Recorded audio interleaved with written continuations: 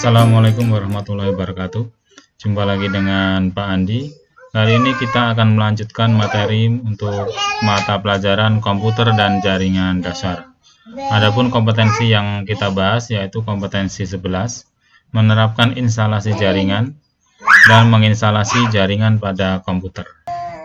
Materi yang kita bahas yaitu mengenai pemodelan layar TCP/IP. Tujuan pembelajaran kali ini, siswa mampu menjelaskan pemodelan layar TCP/IP. Siswa mampu membedakan pemodelan layar OSI dan TCP/IP. Jadi ada dua tujuan kenapa kita mempelajari ini. Perbedaan OSI dan TCP/IP. Kalau OSI, itu terdiri dari 7 layar, sedangkan TCP/IP terdiri dari 4 layar. Tetapi meskipun hanya 4 layar, untuk model TCP/IP sudah mempunyai fungsi yang sama dengan seperti model OSI. Itulah sebabnya kenapa model TCP/IP lebih digunakan dan lebih berkembang pada saat ini dibandingkan model OSI layar. TCP/IP atau transmisi kontrol protokol ataupun internet protokol disingkat dengan TCP/IP adalah suatu set aturan standar komunikasi data yang digunakan dalam proses transfer data dari satu komputer ke komputer lain. Jadi meskipun yang digunakan TCP/IP tapi sama dengan OSI, dia mampu berkomunikasi antar komputer dengan jenis hardware yang berbeda. Untuk TCP/IP terdiri dari 2 komponen, yaitu Transmission Control Protocol (TCP) dan Internet Protokolnya. Protokol ini pertama kali dikembangkan oleh Agensi Keamanan dari Amerika Serikat, Advanced Research Project Agency (ARPA), untuk Departemen Pertahanan Amerika tahun 1969. Setelah itu dikembangkan untuk kemajuan teknologi secara umum.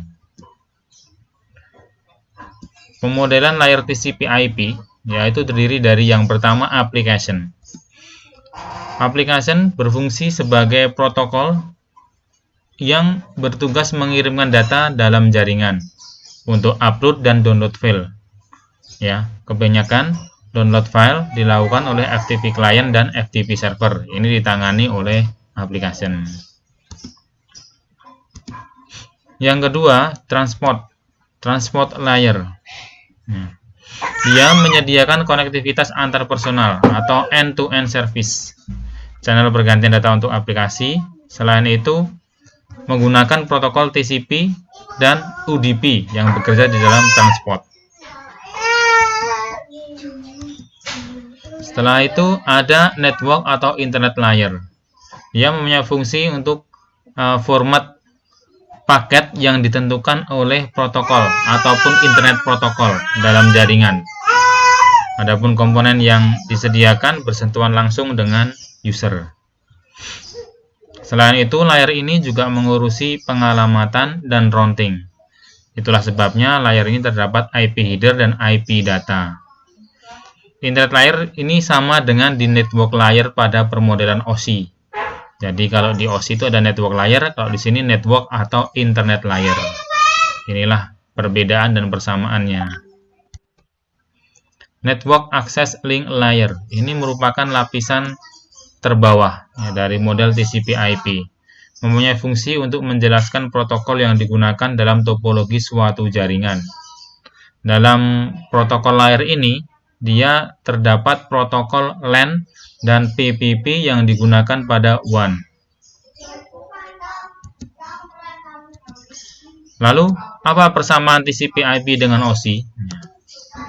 Keduanya memiliki layer ataupun lapisan.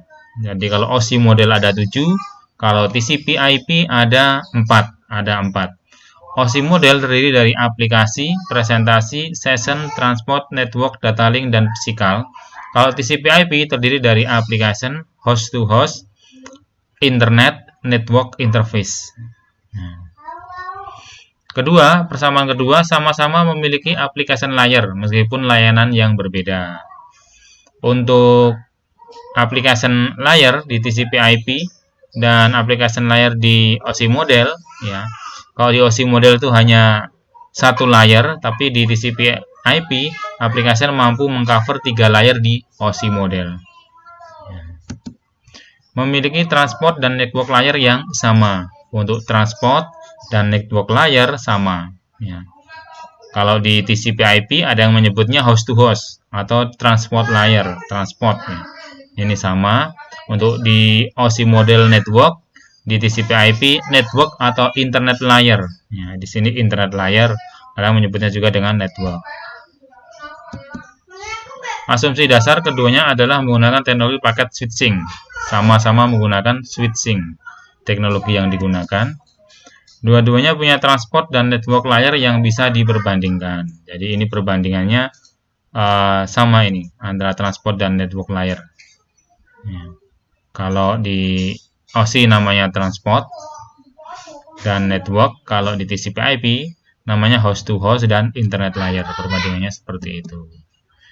Dua-duanya menggunakan teknologi paket switching, bukan circuit switching, teknologi circuit switching pada analog telepon. Jadi mempunyai fungsi hampir sama dengan telepon, membagi sesuai dengan jalur-jalurnya masing-masing, sesuai dengan tugas dari masing-masing layar.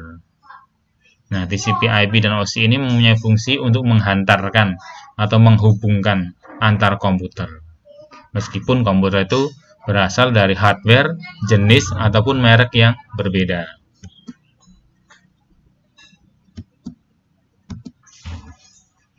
Perbedaannya, untuk TCP/IP dengan OSI, TCP/IP menggabungkan presentasi dan session layer dalam application layer.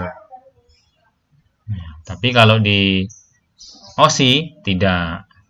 Kalau di TCP/IP application, ya, ini penggabungan dari presentasi, application, dan session. Ini digabung menjadi application di TCP/IP model. Sedangkan di OSI model tidak digabung. TCP/IP menggabungkan OSI data link dan physical layer dalam network access. Nah, di dalam TCP/IP, ya, data link dan physical ini digabung menjadi satu, menjadi network access. Tapi kalau di OSI mereka dipisah. Inilah yang membedakan TCP/IP dengan OSI.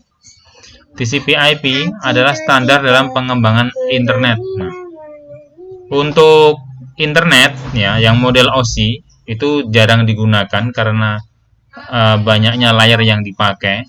Yang saat ini berkembang itu model TCP/IP, Internet Protocol.